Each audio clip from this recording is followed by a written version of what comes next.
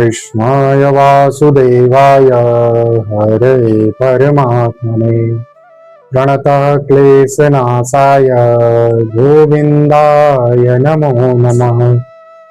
जय जय जय राधा रमण, जय जय नवल किशोर, जय गोपी चित चोर प्रभु, जय जय माखन चोर।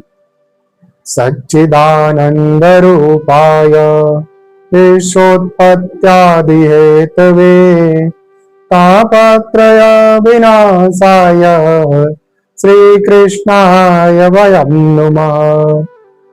श्री राधे मेरी मातु है, पिता मेरो घनश्याम, इन दोनों के चरणन में मेरा कोटि कोटि प्रणाम।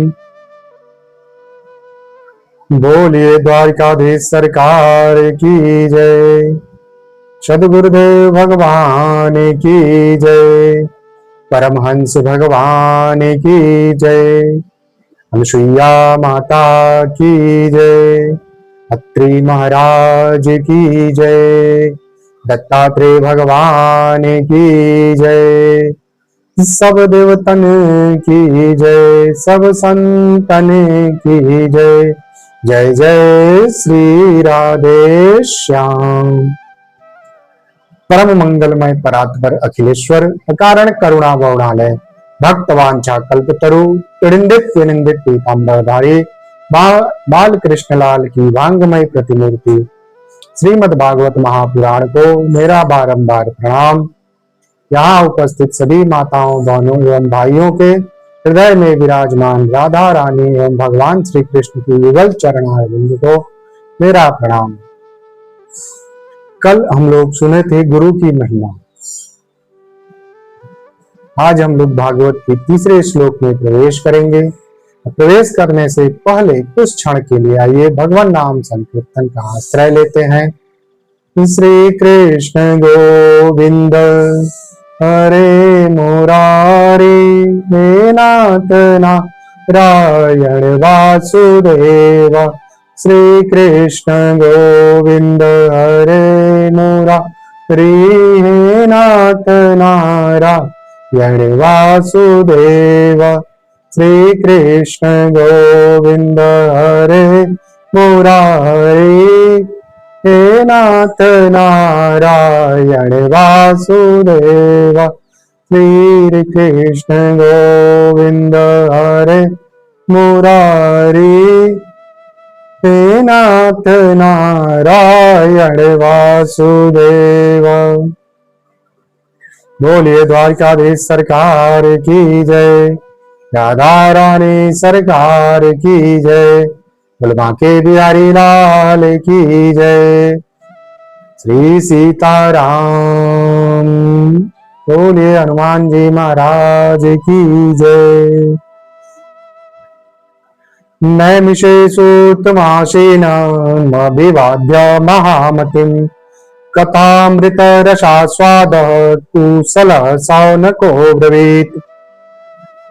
तीर्थों में श्रेष्ठ, अत्यंत श्रेष्ठ नैमिषारण्य तीर्थ में सौनकादिक आदि 88,000 ऋषि मुनि इस भाव से इकट्ठा हुए हैं कि कोई हमें सुनाएगा तो हम सुनेंगे और हमसे जो सुनना चाहेगा हम उसे सुनेंगे। उसी समय पर नैमिषारण्य तीर्थ में सूत जी का आगमन होता है।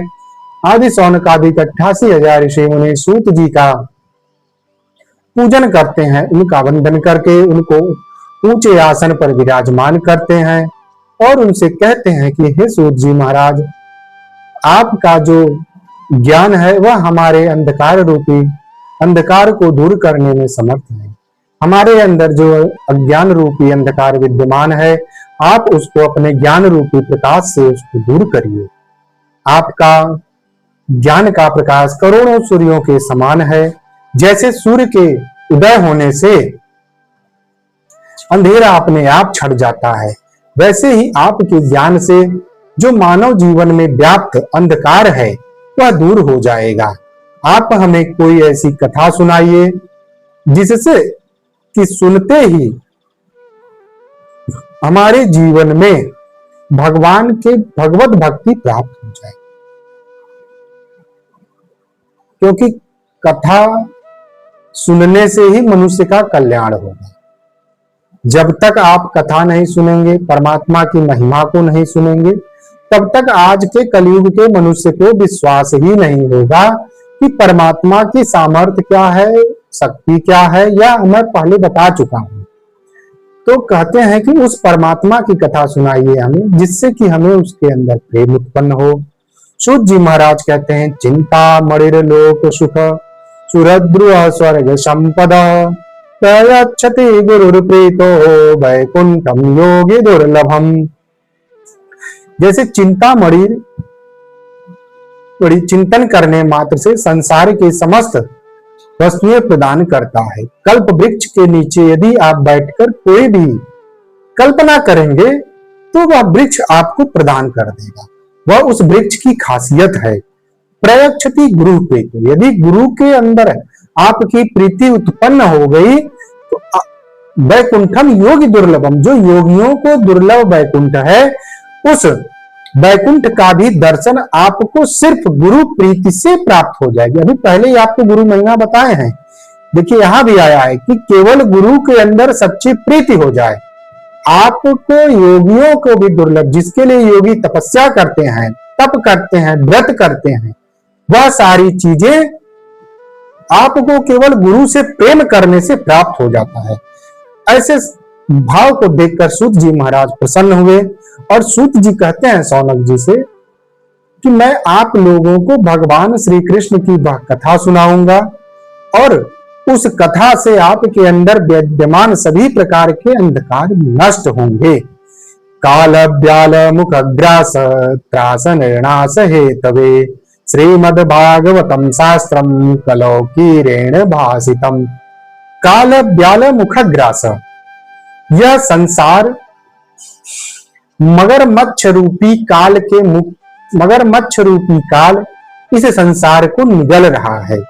दिन प्रतिदिन मनुष्य की आयु क्षीण होती जा रही है और हम लोग कहते हैं कि हम इतने वर्ष के हो गए। नहीं, एक वर्ष हमारे जीवन से कम हो गया। जितना भी क्षण, जितना भी समय हमारे जीवन से निकल रहा है बगैर हरि चर्चा के या बगैर भगवान के नाम के, वह व्यर्थ है। तो इस काल रूपी मगरमच्छ से हम बाहर कैसे निकलेंगे? बाहर निकलने का सबसे सरल साधन क्या है? सूत जी कहते हैं कि श्रीमद् भागवतम शास्त्रम कलौकीरेण भासितम। इस संसार, इस काल रूपी संसार से निकलने का सबसे सरल साधन है श्रीमद् भागवत महापुराण, जिसको कि सुखदेव जी ने सुनाया है, राजा परीक्षित ने सुना है। हे शौनक जी, मैं आपको वही श्रीमद् भागवत की कथा सुनाऊंगा जो सुखदेव जी ने राजा परीक्षित को सुनाया था। वही हमें इस भव सागर रूपी काल के मुख से निकाल सकता है। नहीं तो मनुष्य काल का ग्रास बना जा रहा है। दिन प्रतिदिन वह काल में समाहित होता जा रहा है और अपने कल्याण के विषय में वह नहीं सोच रहा है। दिन रात केवल वह रोटी, कपड़ा और मकान, इसी में परेशान है। हम कहते हैं आप सब करो, लेकिन कुछ क्षण परमात्मा के लिए भी निकालो, जिससे कि आप अपने जीवन को सुखमय बना सकिए। यह हम गारंटी के साथ कह सकते हैं कि बताए हुए मार्ग पर यदि आप चलेंगे तो आपको धन भी प्राप्त होगा, यश भी प्राप्त होगा और संपूर्ण संसार में आपकी कीर्ति भी विद्यमान होगी। यदि सब चाहिए तो जिन मार्गों को हम बताएंगे उन मार्गों पे आप चलिए। और श्रीमद् भागवत महापुराण, पहले आपको बताया था कि एक ग्रंथ का आश्रय लीजिए, चाहे रामचरितमानस को पकड़ लीजिए, चाहे भागवत को, चाहे गीता को या महाभारत, किसी भी एक ग्रंथ को पकड़िए और जो आपको गुरु द्वारा प्रदत्त मंत्र है या नाम जप है उसकी आप शरण में जाइए, जिससे कि आप इस भव सागर रूपी काल से काल के मुख से निकल सकते हैं। देखिए, यह मानव शरीर है, मरना तो सबको है, ऐसा कोई नहीं है कि जो यहाँ से बच के जाए, क्योंकि हम मृत्यु लोक है, जो आया है वो जाएगा। तो क्यों ना हम अपनी मृत्यु को सफल बनाएं। एक यही सत्य है। देखिए, मृत्यु ही सत्य है, लेकिन मनुष्य इसी को सत्य नहीं मानता। वह उसी भ्रम में जिंदा है, ये सत्य ही नहीं है। नहीं, यही जीवन का एक सत्य चीज है जो होना है, जो पहले से निर्धारित है। बाकी तो हमें सब प्राप्त होगा। शुद्ध जी महाराज कहते हैं, जन्मांतरे भवे पुण्यम तदा भागवतम लभेत। तो किस मनुष्य को भागवत की कथा प्राप्त होती है? आप लोगों को तो बहुत सुलभता से यह कथा प्राप्त हो जा रही है। एक यजमान बन जा रहे हैं, उसके माध्यम से सभी लोगों का कल्याण हो रहा है। लेकिन यह कथा आपको कैसे प्राप्त हो रही है? ये आपके एक जन्म का नहीं, कई जन्मों का।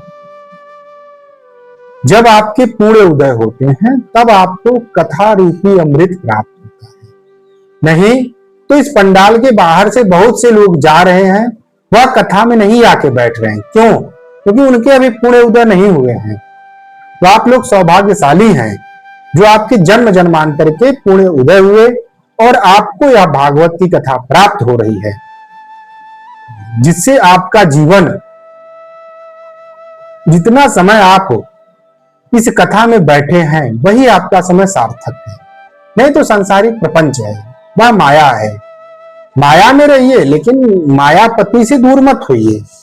आज हम लोगों की विडंबना यही है कि हम लोग संसार में तो ऐसा रम गए कि परमात्मा को ही भूल जाते हैं, और भूल जाते हैं कि हमें मरना भी है। तो जब सुखदेव जी महाराज राजा परीक्षित को यह कथा सुना रहे थे, उसी समय देवलोक में यह डुगडुगी पीट गई कि राजा परीक्षित के कल्याण के लिए सुखदेव जी महाराज उनको श्रीमद् भागवत की कथा को सुनाएंगे। ये कथा कैसी है, अमृत है कि कांच है, इसका विवरण हम आपको कल बताएंगे। आज के लिए कथा को यहीं विश्राम। कल मिलेंगे हम लोग फिर से। जय जय श्री श्याम।